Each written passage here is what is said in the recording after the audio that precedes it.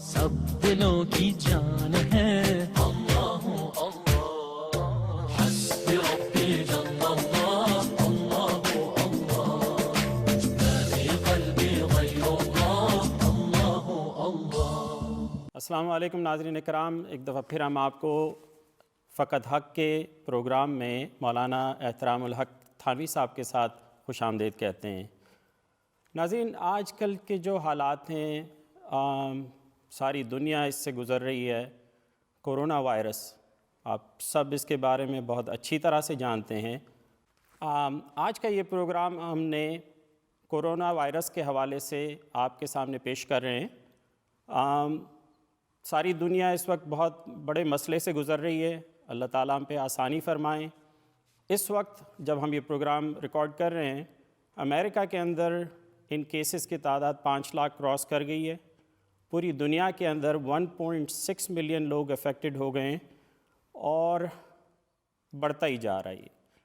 تو ہم نے سوچا کہ مولانا صاحب کے ساتھ ایک پروگرام آپ کی خدمت میں پیش کریں، جس میں مولانا صاحب ہمیں اس وبا کے بارے میں بتائیں، اس دور میں جب ہم اس پریشانی کی حالت میں گزر رہے ہیں، پورے دنیا کے مسلمان، چاہے امریکہ، یورپ، ایشیا، پاکستان، انڈیا، بنگلہ دیش، یو نیم اٹ، ساری دنیا میں اس وقت تمام مسلمان پریشان ہیں۔ اس صورتحال میں ہمیں کیا کرنا چاہیے؟ یہ وبا کیوں آئی؟ کیا اللہ تعالیٰ ہم سے ناراض ہیں؟ ہم اللہ کو کیسے منائیں؟ کیا دعائیں کریں؟ کیا اذکار کریں؟ کیا اعمال کریں جو اللہ تعالیٰ کو ہمیں راضی کرنے میں مدد دیں، اور انشاءاللہ اللہ تعالیٰ اس مصیبت کو جلد از جلد ہم سے دور کریں۔ تو آئیے پروگرام شروع کرتے ہیں مولانا صاحب کے ساتھ۔ السلام علیکم مولانا صاحب، کیسے ہیں؟ وعلیکم السلام ورحمۃ اللہ۔ مولانا صاحب، اس وقت کے حالات کے حساب سے، جیسے اب یہ وبا پھیل چکی ہے پوری دنیا کے اندر، کورونا وائرس کی، کافی لوگوں کے سوال ہیں۔ سب سے پہلا سوال تو یہ بنتا ہے مولانا صاحب کہ یہ وبا طاعون کیوں آتا ہے؟ کیا حضور صلی اللہ علیہ وسلم کے زمانے میں یا ہمارے پاسٹ میں ایسے انسیڈنٹس ہوئے ہیں؟ تو اس دوران آپ صلی اللہ علیہ وسلم نے ہمیں کیا ترغیب دی کہ کس طرح ان حالات میں ہم گزاریں؟ بسم اللہ الرحمن الرحیم۔ یہ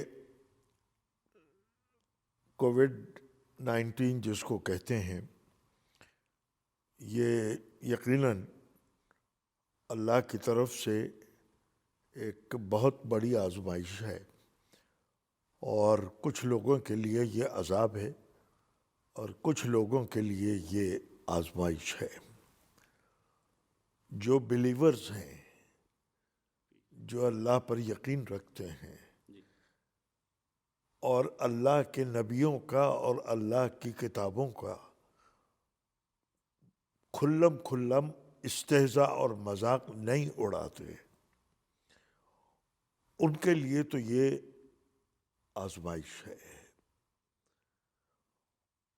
اور وہ لوگ کہ جو اگرچہ بلیورز ہوں، ایمان والے ہوں، لیکن اللہ سے لڑتے ہیں، اللہ کا، اس کے رسولوں کا، اس کی کتابوں کا، اس کے شعائر کا، اس کی قدرت کا، اس کی آخرت کا، اس کی جنت کا، اس کے جہنم کا جو لوگ استہزاء اور مذاق کرتے ہیں، یقیناً یہ ان کے لیے پھر آزمائش نہیں ہے، یہ ان کے لیے اللہ کا عذاب ہے۔ اور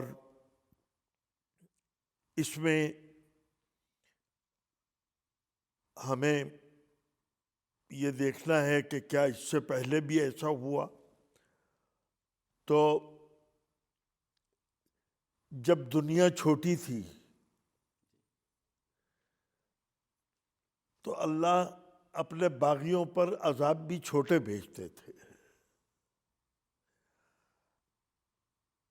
اور جب اللہ نے جب اللہ کو اس کی قدرت کو انسان نے چیلنج کیا تو اللہ تعالیٰ نے بہت پہلے قرآن کریم میں سورہ رحمان کے اندر یہ چیلنج اللہ نے دیا بنی نوع انسان کو بھی اور جنات کو بھی.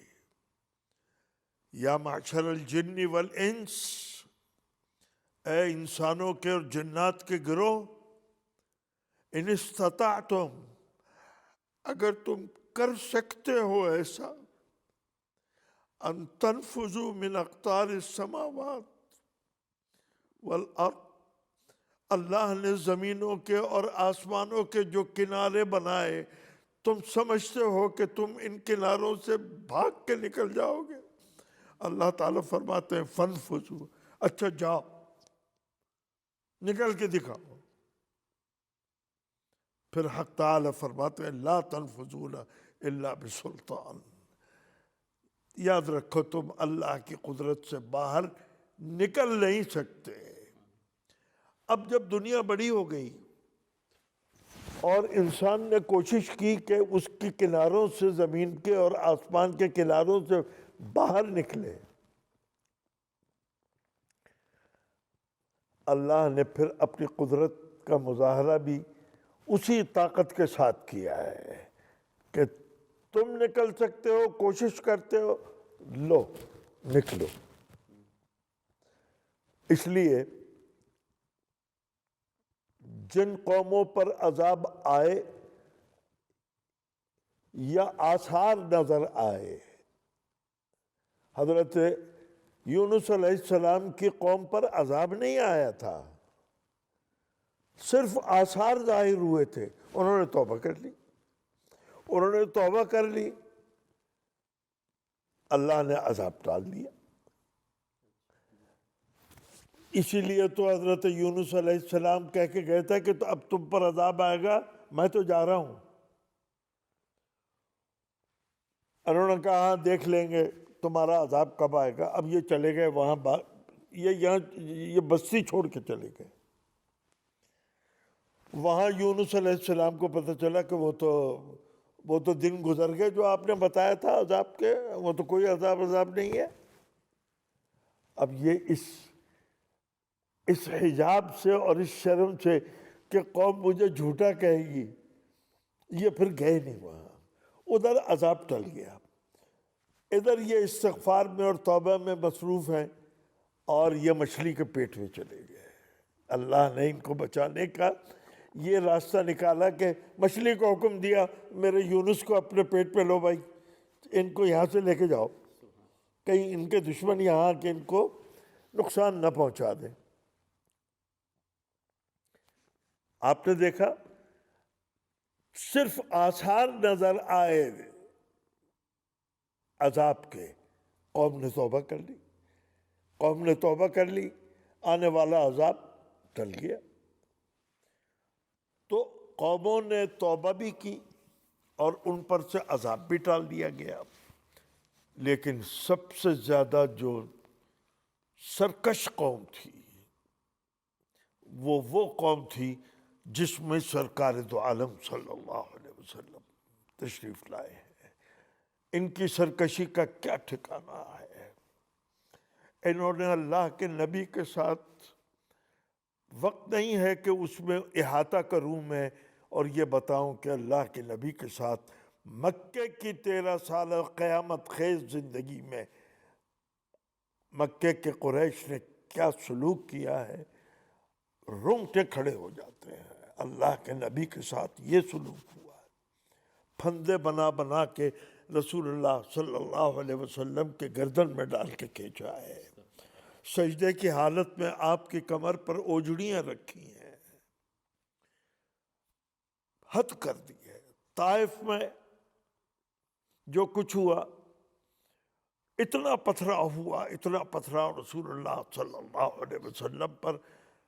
آتا ہے حدیث میں رسول اللہ صلی اللہ علیہ وسلم لہو لہان ہو کے جب اس بستی سے نکل رہے ہیں، آپ کے جوتوں میں اتنا خون بھر گیا ہے کہ آپ کے چلنے سے وہ جوتوں سے باہر آتا ہے۔ اللہ تعالیٰ نے ملک الجبال کو بھیجا، پہاڑ کے فرشتے کو، جاؤ جا کے میرے حبیب کے ساتھ جو سلوک ہوا بتاؤ کہ اللہ دیکھ رہا ہے، آپ حکم کریں کیا ان کے ساتھ سلوک کریں۔ ان کو میں چاہوں تو دو پہاڑوں کے درمیان اس بستی کو کچل کے رکھ دوں۔ رحمت للعالمین صلی اللہ علیہ وسلم نے فرمایا، اے پروردگار، اگر میری خواہش پر تو ان کو کچل سکتا ہے تو پروردگار میری خواہش پر ان کو ہدایت نصیب فرما دے، تاکہ کل کو تیرا نام، تیرے کلمے کو بلند کرنے والے یہی لوگ ہوں۔ مکے والوں نے جو سلوک کیا ہے وہ ناقابل ذکر، ناقابل بیان اور ناقابل فراموش ہے قیامت تک کے لیے۔ ایک مومن کو کم سے کم ان کو ہر وقت یاد رکھنا چاہیے کہ ان کے نبی نے جو رحمت للعالمین تھے انہوں نے کیا کیا تکلیفیں اٹھائی ہیں، اور اللہ نے اسی لیے پھر ان کو مقام بھی وہ عطا فرمایا ہے کہ جو کسی اور نبی کو، جو کسی اور ولی کو، جو کسی اور ذات کو اللہ نے وہ مقام عطا نہیں فرمایا۔ یہاں تک فرمایا کہ آپ تو رحمت للعالمین ہیں، اور آپ کی شان تو وہ ہے، آپ کی شان میں کسی نے کہا، فرمایا ہوتا نہ تیرا نور گر کچھ بھی نہ ہوتا جلوہ گر، ہوتا نہ تیرا نور گر کچھ بھی نہ ہوتا جلوہ گر، اور تیرے سبب یہ سب بنا، صلی علی محمد، سرکار دو عالم صلی اللہ علیہ وسلم کی وجہ سے اللہ نے اس کائنات کو وجود عطا فرمایا ہے۔ آپ کے ساتھ یہ سلوک، رسول اللہ صلی اللہ علیہ وسلم نے ان کی سخت، ان کے رویے اور ان کی بدسلوکی پر ایک دن دعا تو کرتے ہی تھے، لیکن ایک دن آپ نے بددعا فرمائی، اور بددعا یہ فرمائی، رسول یہ رحمت للعالمین ہے، یہ کسی پرسن کو بددعا نہیں دیتے، کسی ذات کو بددعا نہیں دیتے، ذاتی تکلیف پر بددعا نہیں دیتے، یہ اگر بددعا دیتے ہیں تو پھر قوم کو دیتے ہیں کہ یہ قوم جو ہے اس کو ہدایت دے دے، اور اگر یہ ہدایت نہیں ہاتھ پاتی تو پھر اس کو دنیا سے مٹا دے۔ ناظرین ہمارے ساتھ رہیے گا، وقفے کا وقت ہوا چاہتا ہے، ہم انشاءاللہ پھر حاضر ہوتے ہیں آپ کی خدمت میں، اور انشاءاللہ اس سلسلے کو جاری رکھتے ہیں۔ قلبي غير الله الله الله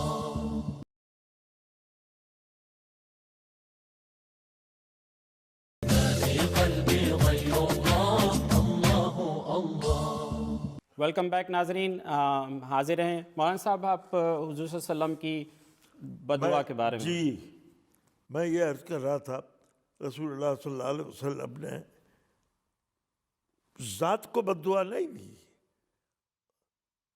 اللہ تعالیٰ نے تو دی ہے۔ اللہ تعالیٰ نے تو ابو لہب کو کہا کہ تبت یدا ابی لہب، ابو لہب کے ہاتھ ٹوٹ جائے، لیکن رسول اللہ صلی اللہ علیہ وسلم نے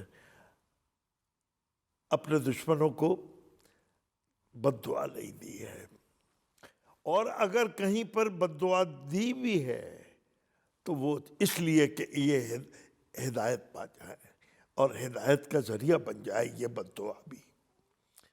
تو بددعا کیا دی؟ اے پروردگار، ان میں ایسا قحط ڈال دے جیسا حضرت یوسف علیہ السلام کے زمانے میں قحط آیا تھا۔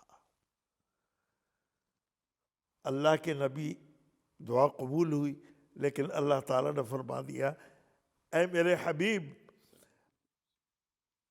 آپ کی قوم ہے یہ، آپ اسی میں آئے، یہ مکئی کے لوگ ہیں، ہم آپ کی وجہ سے تو سب کچھ ہے، سارا جلوہ ہی آپ کا ہے۔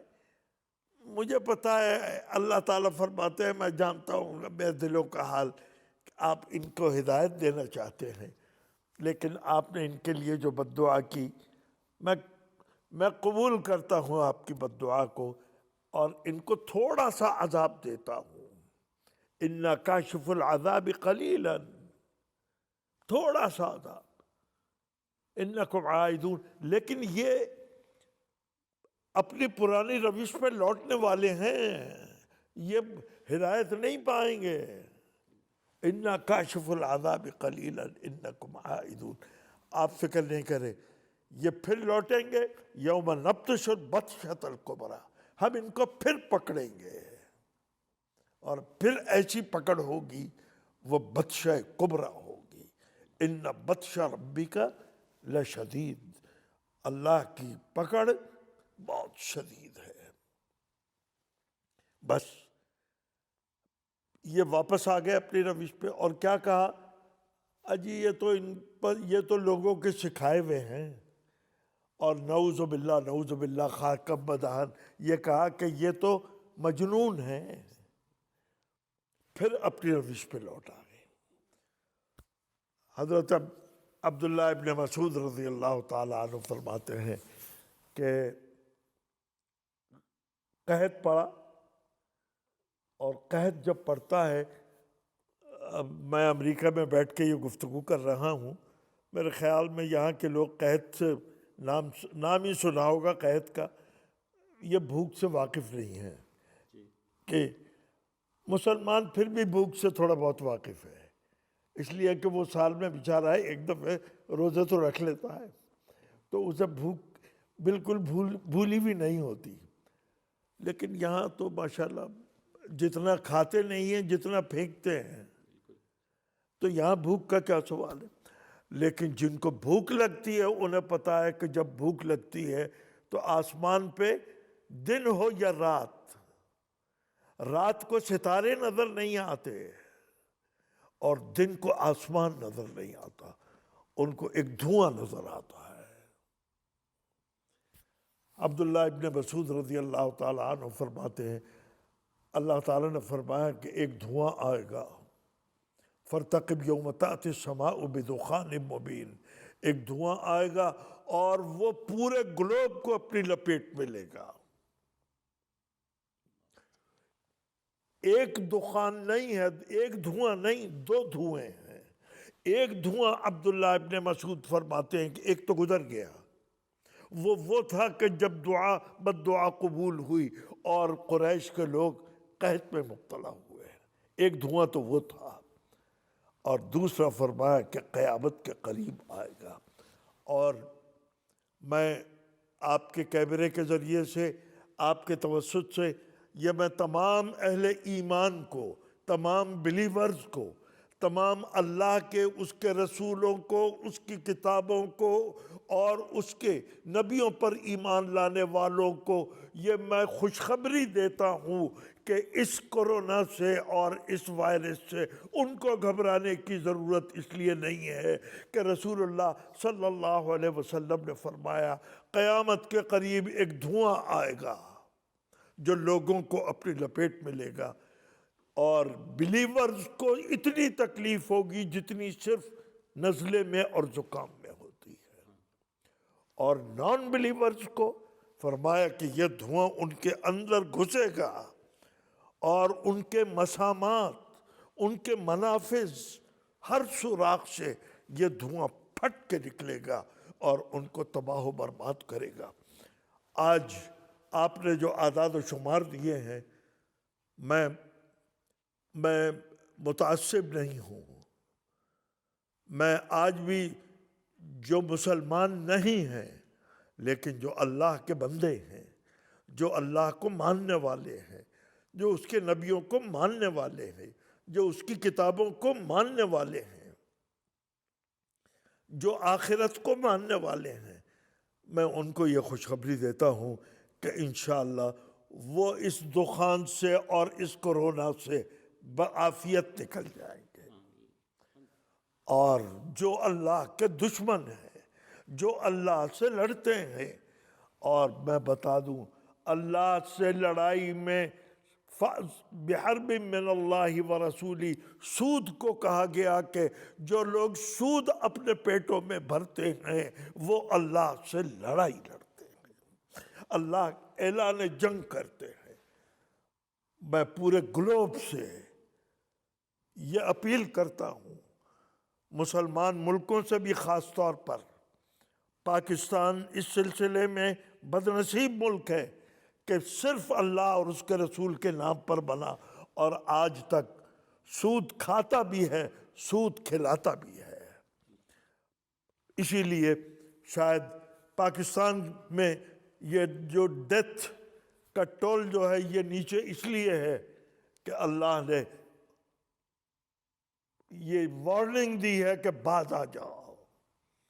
کب تک سود کھاؤ گے اور سود کھلا کے اللہ سے لڑائی لڑتے رہو گے؟ باز آ جاؤ۔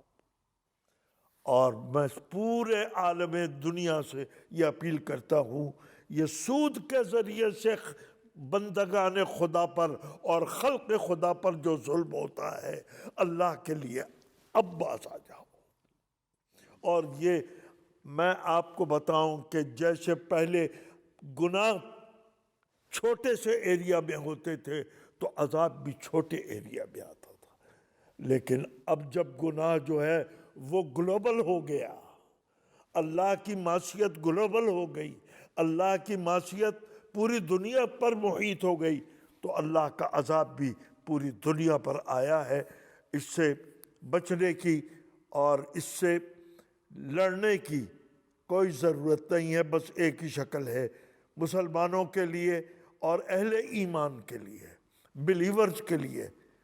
یہ مطلب نہیں ہے کہ وہ احتیاطی تدابیر اختیار نہ کریں۔ بلیورز چاہے کسی ملک میں بھی رہتے ہوں، اس ملک کا قانون فالو کریں، وہاں کے ڈاکٹروں کی ہدایات کو فالو کریں۔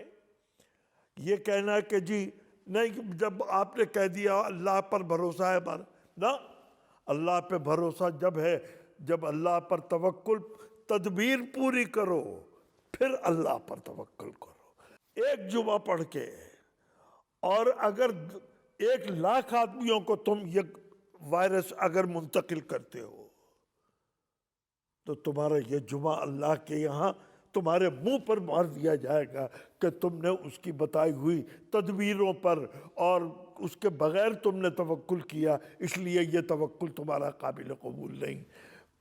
آپ تدبیر پوری اختیار کریں، آپ ہاتھ دھوئیں، آپ گرم پانی کبھی کبھی پئیں، آپ اسی طریقے سے اپنے ہاتھ کو واش کریں سینیٹائزر سے اور دوسرے طریقوں سے۔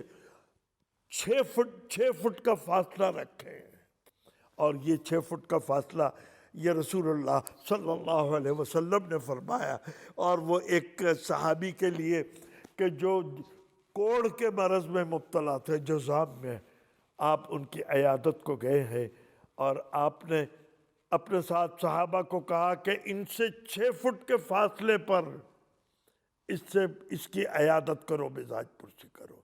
تو یہ فاصلہ جس کو آج کہتے ہیں سوشل ڈسٹنس، یہ سرکار دو عالم صلی اللہ علیہ وسلم کا بتایا ہوا ہے۔ تو وہ فاصلہ مینٹین کریں، غیر ضروری طور پر آپ اس وائرس کو پھیلانے کا ذریعہ نہ بنیں۔ بہت ضرورت ہو احتیاط کے ساتھ نکلیں، جب تک حالات نارمل نہیں ہوتے۔ آپ کو گھر میں ثواب نمازوں کا اتنا ہی ملے گا جتنا آپ کو مسجدوں میں چھوڑنے کا افسوس ہے، اتنا ہی اجر انشاءاللہ آپ کو اپنے گھروں میں جمعے کا بھی ملے گا اور باقی نمازوں کا بھی ملے گا، آپ اس سے محروم نہیں ہوں گے۔ لیکن یہ توبہ کریں، استغفار کریں، کثرت سے تلاوت کریں۔ اور میں تو یہ دیکھتا تھا، آج مجھے اللہ کی قدرت نظر آتی ہے۔ پہلے میں جن لوگوں سے، آپ بھی کوشش کرتے تھے کہ ان سے ملاقات کر لیں، تو وہ یہی کہا کرتے تھے مولانا صاحب ابھی ٹائم نہیں ہے، مولانا صاحب ابھی ٹائم نہیں ہے۔ سبحان اللہ، اللہ تعالیٰ نے ہم غریبوں کی بھی سن لی کہ جن کے لیے ہمارے پاس 1 منٹ نہیں ہوتا تھا، اب ان کے لیے سارا وقت اپنے گھروں میں بیٹھ کے اب وہ کہتے ہیں کہ حضرت کچھ ٹیلی فون پہ ہی ہمارا ٹائم لے لیں۔ اس لیے یہ بڑے بول نہیں بولنے چاہیے۔ ہم بڑے نہیں ہیں، ہم اللہ کی مخلوق ہیں، ہم چھوٹے ہیں، اور اللہ تعالیٰ اس کووڈ-19 سے سب کو محفوظ رکھے، اور مسلمان ملکوں کو بھی اور غیر مسلم ملکوں کو بھی، اور جو اللہ کے باغی اور دشمن ہیں، اللہ تعالیٰ اس کووڈ کے ذریعے سے ان کو ہدایت مل جائے، اور جن کو ہدایت ملی ہوئی ہے اور اللہ سے غافل تھے وہ اللہ کی طرف متوجہ ہو جائیں۔ انہوں نے اللہ کو سجدہ کرنا چھوڑ دیا، انہوں نے اللہ کے احکام پر عمل کرنا چھوڑ دیا، انہوں نے کھیل اور مذاق بنا لیا اللہ کے دین کو اور شریعت کو۔ سود کے لیے میں کہتا ہوں کہ جب تک دنیا سے سود نہیں مٹے گا، کووڈ-19 نہیں مٹے گا۔ یہ میری چھٹی حص کہتی ہے، اللہ تعالیٰ پوری گلوب پر اور پوری انسانیت پر اپنا رحم فرمائے۔ وآخر دعوانا ان الحمدللہ رب العالمین۔ اللہ تعالیٰ ہم سب کو آنے والے مہینوں میں رمضان کی عبادتوں کی توفیق عطا فرمائے اور اس کے لیے حالات سازگار فرمائے، اور اللہ تعالیٰ اس وائرس سے سب کو نجات عطا فرمائے۔ وآخر دعوانا ان الحمدللہ رب العالمین۔ جزاک اللہ خیر مولانا صاحب، بہت بہت شکریہ۔ ناظرین، آپ اس پروگرام کو دیکھ کے انشاءاللہ مطمئن ہوئے ہوں گے کہ اللہ تعالیٰ نے مسلمانوں کے لیے بہت بشارت رکھی ہے کہ اس آزمائش کے دوران بھی مسلمان اللہ کی پناہ میں ہیں، اور انشاءاللہ العزیز جیسے مولانا صاحب نے بتایا، انشاءاللہ مسلمانوں کو اس سے کوئی پریشان ہونے کی ضرورت نہیں۔ اپنا خیال رکھیے، جو ہدایت گورنمنٹ نے ہمیں دیے ہیں ان کا خیال رکھیں، ان کا احتیاط کریں، اور سب کو اپنی دعاؤں میں یاد رکھیں۔ اللہ حافظ، انشاءاللہ پھر ملیں گے۔